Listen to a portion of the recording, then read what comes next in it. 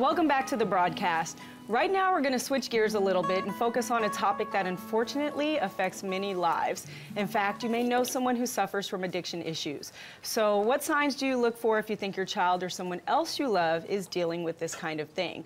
Well, Rob Kelly is here and he's an expert in the field and he's going to tell us much, much more. How are you this morning? Good morning. I'm very well indeed. How are you two? We're great, and I'm loving listening to you talk because he has the most amazing accent. Oh, thank you. I said to you during the break, I know this is a big issue, especially I hear about it all the time living in Frisco, about teenage kids, you know, affluent parents, there are resources and there are drug and addiction issues. Tell me about what's going on a little bit. What are we seeing with our kids? Well, there's a couple of myths about heroin, actually heroin, or black tar heroin, is that it's only used by people from poor communities, and that's wrong.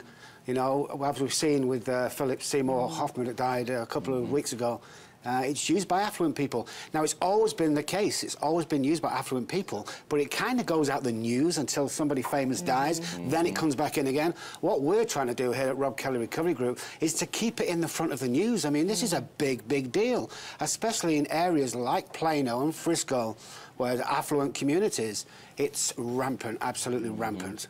That's what I've heard. A lot of the arrests and stuff up there have to deal with drugs. That's it. It is, and it's taking, you know, it from prescription drugs to heroin to amphetamines to cocaine to the new craze Smarties, which kids are sniffing and crushing up. Yeah. It's crazy. So what are some signs? Because this is important, and I want to make sure people at home are hearing this. If you're concerned about your child, maybe you don't even know that these might be signs. What are some of them?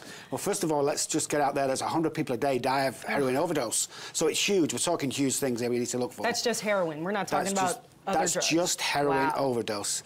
Secondly, everybody knows somebody with an addiction problem. And if you don't, it's probably you.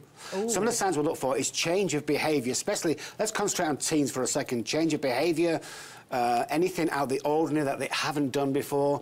You know, kids come home from school or college, they have their own little routine. If that changes at all, that signs, alarm bells should be going off. Any change of appearance, not bathing on a regular basis, keeping the same clothes on for more than a day or two. These are another sign of neglect, because what's addiction is, it's self-abuse, self-mutilation is what we're talking about. We're trying to injure ourselves, so our appearance goes. Big one as well, missing school or events. When your child or teen starts missing school, starts acting lethargic, big warning signs as well. And the biggest one of all is isolation. Once a teen or a young adult starts to isolate, as well as the other points that are coming in, it's time to worry, it's time to approach. What we have to look for as well is loss of interest in any family occasion, loss of interest in anything outside the house. So they come home, go straight to the room, they're unkempt, they're lethargic, they have no interest. All these are warning signs that they could, and I say could, be dealing with drugs. Well, it's funny you should bring up the patterns, because working in the restaurant industry, you can see the pattern of someone in drugs very quickly. I can't say I've ever seen or thought that it was always a heroin, but cocaine, marijuana, alcohol abuse are probably the top three you always see in restaurant industries. They're dealing with stress, and that's in a lot of industries. I know it's big, and I'm sorry guys, I'm going to say this, but I know it's big in the car industry. You know, anything where there's a lot of pressure and long hours are involved. One of the biggest percentage of suicide is with the medical fraternity. And he found out that just about last year, I think it was, they found out that the drug use in the medical industry is rife once again. Yeah, lawyers too. I know it's lawyers big for lawyers as well. Oh, you've seen The Wolf of Wall Street. Man, I'm telling you. Well, tell me this. This is important too, because when your child does become isolated, maybe they become a little more aggressive, how do you help them? What do you do? What are the steps? Because if you just go in there and stage an intervention, is that the right way to do it? I mean, how should you go about confronting Interventions are great if they're done properly and professionally. Our success rate is 100% on interventions. Parents going, it ain't going to work. You know, you're just going to drive them further into isolation. The biggest concern we have with parents and spouses of people that are using is lack of education.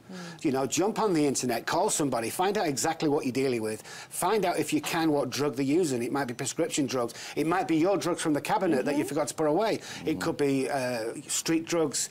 Try and find out what it is and try and learn as much as you can about that particular drug. Very, very important, because 100 people a day are dying. You know, people are just sweeping this underneath the carpet saying, it's okay, we don't have to worry about this. We do. It's killing our teens, it's killing our adults, it's the third biggest killer addiction in the world, and yet we don't want to know about it. You know, we just push it under the carpet and say, don't worry, it'll be okay. It's not okay, guys. It's not okay, and we've got to stop being in denial. There's an epidemic on, and stop being in denial. The epidemic is huge, and we need to look exactly what's causing it, why it's causing it, and how we can stop. And where can people find out information about your facility? They can come to our website. It's robkelly.com with 2 B's, ROBBKELLY.com. We give free information out. Most of our work is pro bono, so if you do have a problem and you've got no money, don't worry about it, call us. We will sort something out. This is about saving lives. Excellent. It's not about money. Definitely should Well, check make that sure out. you contact Rob Kelly, and you can get all of that information about his website by checking out ours, thebroadcasttv.com. Coming up next, the Grill on the Alley is known for their luxe romantic meals, and if the scallops in the first hour weren't enough, stick around for our classic filet Oscar when we return.